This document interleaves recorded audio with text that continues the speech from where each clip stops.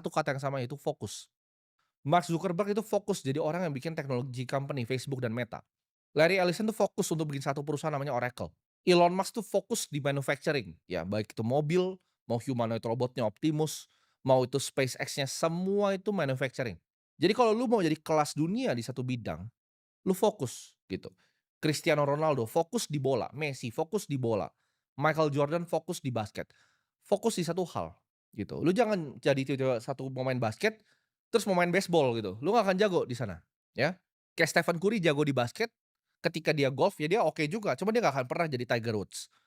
Lu mau fokus di golf ya jadi Tiger Woods. Jadi nomor satu, lu punya bisnis yang banyak ya di golf. Circle of competence itu penting dan semua orang yang sukses yang gue lihat itu biasanya punya circle of competence. Kayaknya hanya lewat fokus lu bisa jadi kelas dunia di satu bidang. Pelajaran keempat yang gue ambil dari beliau, yaitu kita jadi orang yang sederhana meskipun punya uang yang berlimpah. Beliau itu terkenal masih tinggal di rumah yang sama, dia beli berpuluh-puluh tahun yang lalu. Dia bisa pindah ke rumah yang jauh lebih mewah. Sama seperti Charlie Munger juga, ya, dia bisa pindah ke rumah yang jauh lebih mewah. Tapi dia bilang di interview terakhir yang umur 99 tahun sebelum meninggal, Charlie Munger, partnernya Buffett. Dia bilang bahwa dia itu nggak mau rumah besar-besar, buat apa? Karena ketika dia punya rumah yang sangat-sangat besar, itu cuman ngundang-ngundang orang ke sana. Orang-orang yang bahkan dia nggak suka ya, buat bikin pesta dengan orang yang dia nggak suka.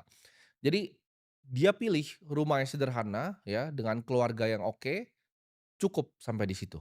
Warren Buffett memang punya rumah yang mansion ya, di mana dia bisa liburan di sana, tapi rumah primary-nya, primary house itu rumah yang sama puluhan tahun dia tinggal. Dia bilang, dia masih makan yang sama, yang McD, sempat kontroversi juga waktu itu dia bilang dia cuma minumnya Coca-Cola ya, anaknya sendiri bahkan. Itu gua ada bukunya di situ ya, namanya Snowball, ditulis sama Alice Rodgers.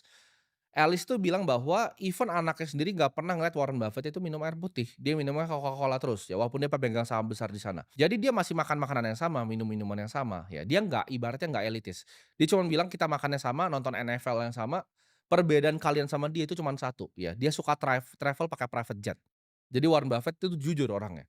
Dia bilang karena itu waktu gitu, yang dia beli adalah waktu, rumahnya sama, makanannya sama, semuanya sama kecuali travel-nya, dia bilang. Dia travel sedikit lebih enak dibanding kebanyakan orang di Amerika.